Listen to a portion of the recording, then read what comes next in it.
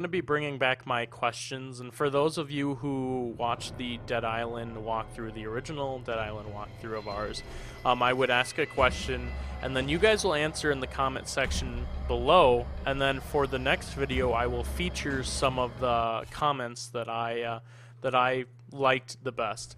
So the question for this is, what are your guys' favorite DLC? Base to Super 64, do you read me? Base, this is Colonel Ryder White. Super 64 has crashed. I'm the only survivor. Are you hurt, Colonel? I'm all right, just banged up a bit. Has Unit 4 been evacuated yet? If not, have them pick me up on the way back from the bridge. Over. Sorry, sir, we lost contact with Unit 4 in Zone 1 before they managed to reach the target. What are you saying? They didn't blow the bridge yet? Jesus Christ. All right, I'll reconnoiter the area and see if I can locate them. Over and out. Copy that, Colonel. Watch your back, sir. So yeah, what's your guys' favorite DLC and why? Leave you know, maybe a funny reason, leave a serious reason as to why that's your favorite DLC, but I'll be picking my favorite comments and featuring them in the next video of this DLC. So this DLC is different than the last one, as this has a little bit more story elements to it. It's telling you the story of Ryder White, and for those of you who haven't played the game or seen the game, I don't want to spoil too much for you, but because a lot of the Ryder White stuff is kind of end game content. So the very first part of it is really of this DLC is letting you kind of get a handle on the game again. And it's playing through it for the first time was a little scary because I couldn't remember how to use my flashlight, and there's a zombie behind here. And if you remember, the best way to deal with zombies is to kick and just spam your buttons or attacks, whatever. Unless they're hiding in the fence like that. That just doesn't work very well. But so I couldn't figure out how to use my flashlight, and so I'm like having to navigate all these alleyways and everything. In the complete dark pretty much, and it was somewhat terrifying because they did a very good job of kind of throwing zombies in random corners that you don't necessarily expect. So when I played through this, you kind of have to go around it, you know, checking all your corners, bring your inner Call of Duty out. But I made it through because I'm a bouse, and yes, I'll bring that back too. I know everyone loves that. I'm actually pretty sure everyone hates that, but whatever, that's okay. Also, follow me on Facebook. I use Twitter. I have a Twitter. I think it's Dawn of the Dew. So you can follow me there on Twitter, but I'm much more active on my Facebook. Go look for Dewey. It's a fan page, and I try to answer as many questions as possible for you guys, just because I like to interact with you guys. So you can also just find, you know, if we have videos that haven't, you know, gone through the YouTube processing hell yet, you can go to my page, and a lot of times I'm linking videos that you could check out a lot before, you know, pretty much everyone else, just because I have the link to it and it has What a bloody shithole. So I'm curious, I wonder if Ryder White, does he have a very good idea of what's going on this island? Does he know there's an infection? Because he was sent to deal with pretty much blowing up the island, and there's like a whole lot of mystery that's going in behind it because of the, you know, in the beginning cinematic they're talking about like, we'll use his wife to slow down. It's the stupid suiciders there. I hate those. There are a lot of those in this beginning part, and it's really annoying because I don't like those because they tend to just stick them in corners that you just wouldn't normally expect.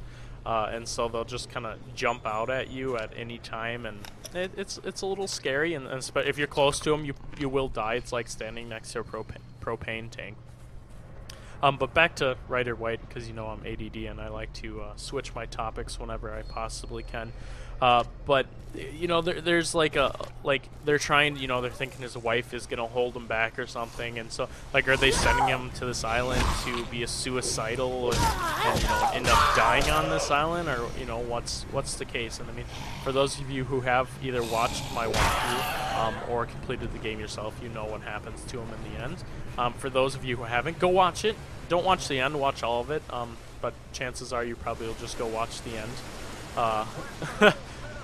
But so yeah, I'm curious to see what your guys' thoughts are on that. Do you think that it is some kind of scandal? Do you think that Sir, you're about half a click from the location where we airdropped weapons for Unit 6. So we're close to the weapons drop location of another unit that was sent to take out a different bridge. You saw earlier in the video that we took out one of the bridges, and there was a couple other units tasked to take out different bridges too. And so we are going to go to their weapon drop area to see if we can meet up with them, and then get off this godforsaken island. The zombies are fairly easy. They're the runners, and see you got the cool new little death scene there of stomping on the head when they're down. They only do that when it's like they're a little bit lower, but it does a shit ton of damage. So if you can get that to trigger when they're down, it's definitely in your advantage to do something like that. So people know that juice packs are #1 survival food, and throughout my walkthrough I developed different survival methods for Dead Island, and one of them is just learn to fucking kick everything, because once you can get that jump kick, you're pretty much invincible when it comes to the normal zombies or the runners. The special infected or something that you're gonna have to deal with separately, but so the whole jump kick is just running at him and kicking him in the face, because it'll knock him over, and once you got him on the ground, you just kind of get him to a nice big pile and you start beating the shit out of him, and that works pretty well to kill all of them, because when you swing your weapons, they will hit an area of effect kind of thing. They'll have an area effect. I don't know if that's how you say it. That's how I'm going to say it. Climb up this ladder here, and you'll find some grenades, some incendiary This will come in explosives. handy. Those are pretty damn handy, if I do say so myself. You got the radio broadcaster saying, make sure everyone stays inside. If you're on the streets, you'll be dealt with accordingly. So it's like, this island knows what's going on. It's there be some zombies here, and I don't want this propane tank, so I'll just throw it over there. So I want to know what you guys thought of the original game as well, because I enjoyed it. There were moments that were kind of stressing, but for the most part, it was enjoyable.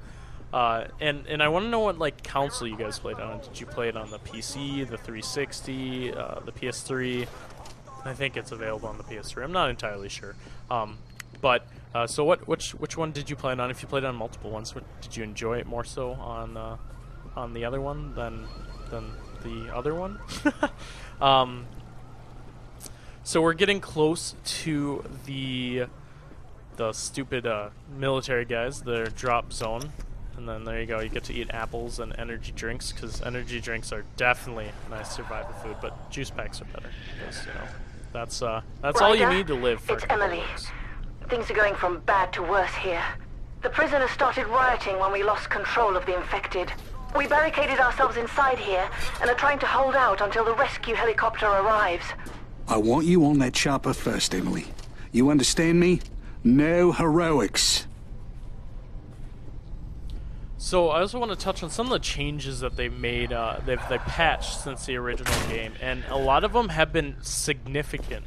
The picking up items, it used to be you would dip down once to open the bag and then dip down again to pick up the item in the bag, and that made it so it was just really, it would take if you had 5 suitcases, it'd probably take a good 30 seconds to loot all of them. And although that doesn't sound like a lot of time, when you're going through a game that has these piles of suitcases all over the place, it gets really annoying and discourages from that looting. But what they've changed is you can pretty much just spam your pickup button, and that'll allow you to pick everything up really quickly, and you don't have to do the continually dipping down, dipping back up, and the pause in between everything. And so here is the crafting table station. Since I started a new game, everything, I don't